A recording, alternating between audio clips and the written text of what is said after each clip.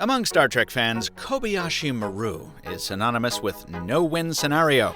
And this year, in mobile tech, my Kobayashi Maru is the Pixel 3 review. Because this phone is marred by so much controversy and compromise that phone geeks will flay me for even suggesting it's worth its asking price. At the same time, the normal folks at whom this phone is aimed will see a fantastic iPhone alternative for $200 less than the XS. And for them, the defects I call out may seem barely worth a mention. Well, as usual, reality is somewhere in between.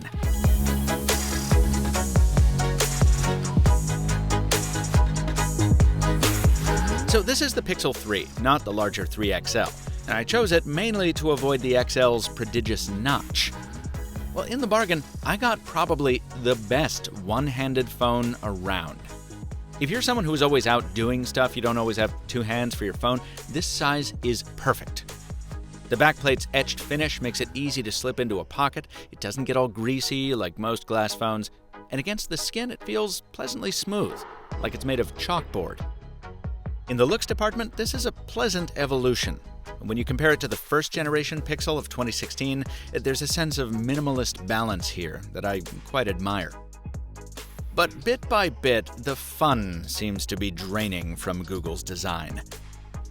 A bunch of us affectionately called last year's Pixel 2 XL the Panda because of its cheeky black and white paneling, and the year before that, there was a fetching, really blue paint job. This year, white is white, black is black, and pink is, well, not pink. There's nothing wrong with understated design, but we already have a big tech company building understated phones. I just think the folks competing with it should, think different. Now, in possibly the Pixel's most important feature, Google does do things differently.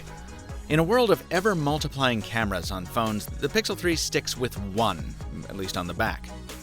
While I do find that limiting compared to other options, the Pixel continues to be the camera I trust the most, because I can pick it up, snap a quick click, and 4 times out of 5, no joke, it's going to give me a better shot than I could get out of any other phone with the same low effort.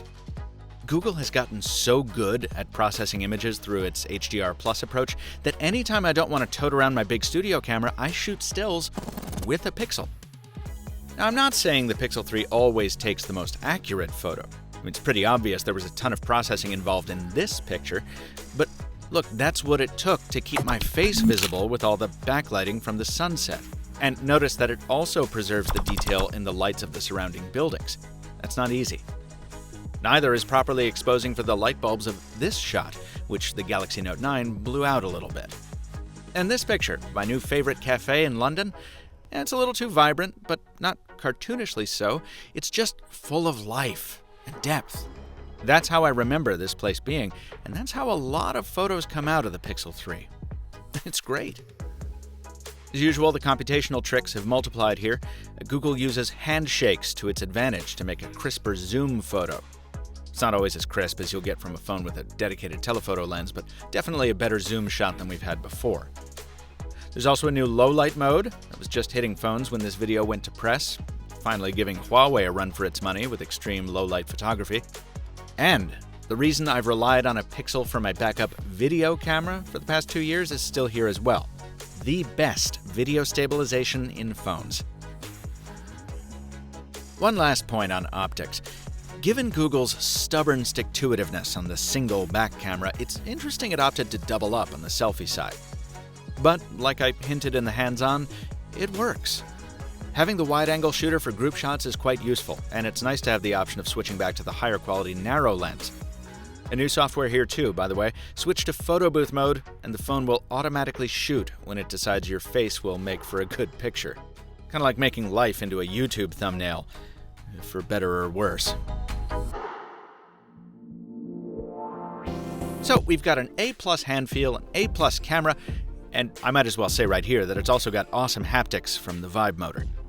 Phone calls are clear and comfortable, thanks in part to the small form factor, and the front-firing speakers are surprisingly loud. So where's all that controversy I promised?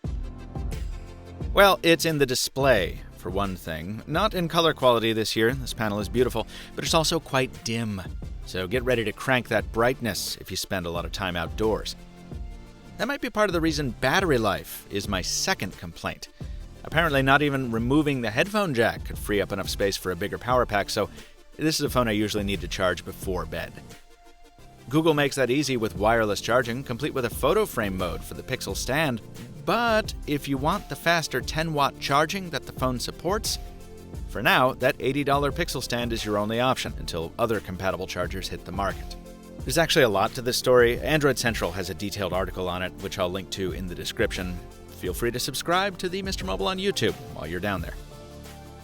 The Pixel 3 also has a few more software hiccups than I've come to expect from Google. Memory management issues mean that doing something as simple as snapping a photo while listening to music sometimes causes Spotify to force close. And even when it's working well, the Pixel 3 forces you to use the new Android Pie interface. I hate to say it because I love gesture-based software, and I was hopeful on this front back in the spring, but the final product is just kind of confusing. The contradictory way the pill works, where a flick cycles between the last two apps, but a drag causes the carousel of apps to advance. The ugly asymmetry of the come-and-go back button. The awkward way you need to call up the app drawer with either a double swipe or a long thumb stretch. That's not to say there's not a lot of great stuff in Android Pie. There is. It'll learn which notifications you usually dismiss and offer to hide them going forward. That's nice. And it'll screen spam calls for you too, which is a godsend. But this basic function you use 100 times a day, opening apps and going home, it just feels kind of broken. I wish Google had just adopted Motorola's approach to gestures instead. That's a lot of compromise to swallow for a phone that starts at $799. But consider everything you get here. The absence of carrier bloatware, the way the phone builds in hardware under the hood so it can evolve over time. Last year it was the Pixel Visual Core, this year it's the Titan M security chip. The earbuds, adapter, and fast charger all bundled in the box, just like they should be.